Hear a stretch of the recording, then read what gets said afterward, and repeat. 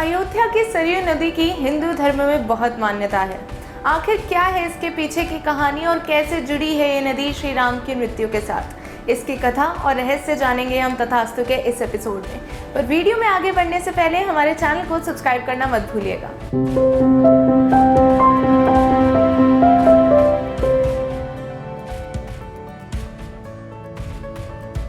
नमस्कार दोस्तों, हमारे हिंदू धर्म में रामायण ग्रंथ की महत्वता बहुत लुभावनी है। रामायण ग्रंथ के बारे में तो आपने जरूर ही सुना होगा कि कैसे भगवान श्री रामचंद्र ने अपने 14 साल के वनवास में लंका नरेश रावण का वध किया था और अपनी पत्नी माता सीता को उसकी कैद से बचा लाए थे। साथ ही दुनिया को ये सीख दी थी कि हमेशा असत्य पर सत्य की विजय होती है। मगर आज हम राजा राम के वनवास की नहीं बल्कि उनकी मृत्यु की कहानी आपको बताने वाले हैं। जब राजा राम रावण का वध करके अपने भाई लक्ष्मण और पत्नी सीता के साथ राज्य अयोध्या वापस लौटे थे, तब लोगों ने उनका खूब आदर किया और सत्कार के साथ उनका स्वागत किया, जिसके बाद उनका राज्य अभिषेक कर उनको उस राज्य का राजा भी बना दिया गया था।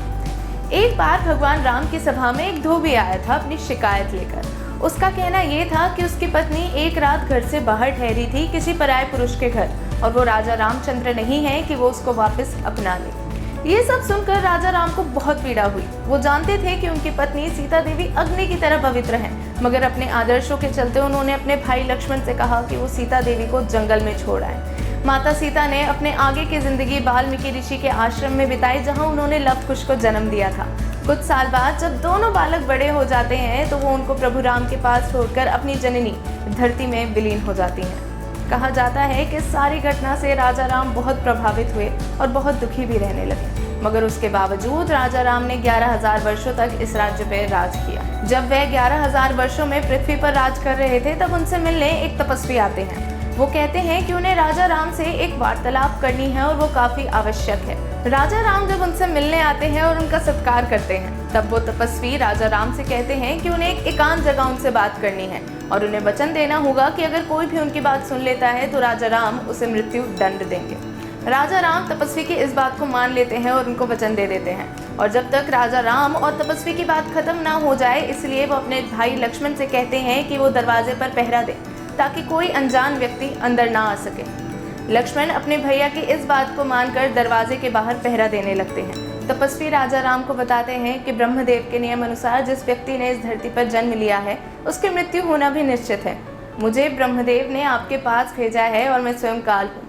मैं आपसे कहना चाहता हूँ, आपने जो पृथ्वी पर 11,000 वर्षों तक वास करने की अवधि खुद तय की थी, वह अब पूरी होने जा रही है। तो अब आपको अपने परम धाम लौटना होगा। जब राम जी और काल एक दूसरे से वार्तालाप कर रहे होते हैं, तभी वहाँ ऋषि दुर्वासा आ जाते हैं और लक्ष्मण से कहते हैं कि उन्हें रामचंद्र से मिलना है। लक्ष्मण ऋषि से कहते हैं कि रामचंद्र जी अभी एक तपस्वी से वार्तालाप कर रहे हैं और आप उनसे नहीं मिल सकते। लक्ष्मण की इस बात को सुनकर ऋषि दुर्वासा काफ़ी क्रोधित हो जाते हैं और वो लक्ष्मण से कहते हैं अगर उन्होंने अभी जाकर रामचंद्र जी को नहीं बोला कि ऋषि दुर्वासा आए हैं तो वो राम जी के पूरे कुल को श्राप दे देंगे। लक्ष्मण कुल को श्राप से बचाने के लिए उस कक्ष के अंदर चले जाते हैं और राम जी को बताते हैं कि उनसे मिलने ऋषि दुर्वासा आए हैं। तभी वहाँ पे काल, जो तपस्वी के रूप में आए थे, वो गायब हो जाते हैं, जिसके बाद श्री राम ऋषि दुर्वासा से मिलते हैं। मगर काल से किए हुए वादे से विचलित हो जाते हैं श्री राम। वो अपने भाई को ही कैसे मृत्यु दंड दे सकते। तब वो एक सभा बुलाते हैं और सभा में उपस्थित लोग उन्हें कहते हैं कि देश निकाला भी मृत्यु दंड के समान होता है। तो वो लक्ष्मण को देश निकाला दे देते हैं। राम जी जब लक्ष्मण को देश निकाला दे देते हैं और परित्याग कर देते हैं, उसको देख लक्ष्मण काफ़ी दुखी हो जाते हैं कि उनके भाई ने उनको परित्याग कर दिया है। ये देखते हुए वो आंसू के साथ सरयू नदी में अपनी समाधि ले लेते हैं।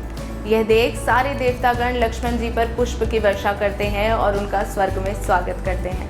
लक्ष्मण को जाता देख श्री राम भी अपना देह त्यागने का विचार करने लगते हैं। उनका ये समाचार सुन हनुमान, सुग्रीव, विभीषण, शत्रुघ्न, भरत सब उनसे मिलने आ जाते हैं, जिसके बाद श्री राम सरयू नदी में समाधि ले लेते हैं और उसके बाद वो विष्णु रूप में आकर सभी को दर्शन देते हैं और अपने परम धाम लौट जाते हैं। ये थी कथा श्री राम की मृत्यु और सरयू नदी के रहस्य की। ऐसे ही ग्रंथों से जुड़ी रोचक कहानियाँ और रहस्य जानने के लिए जुड़े रहिए हमारे चैनल तथास्तु के साथ। वीडियो पसंद आई हो तो वीडियो को लाइक, शेयर और चैनल को सब्सक्राइब करना मत भूलिएगा। मिलूंगी आपसे नेक्स्ट वीडियो में, तब तक टेक केयर।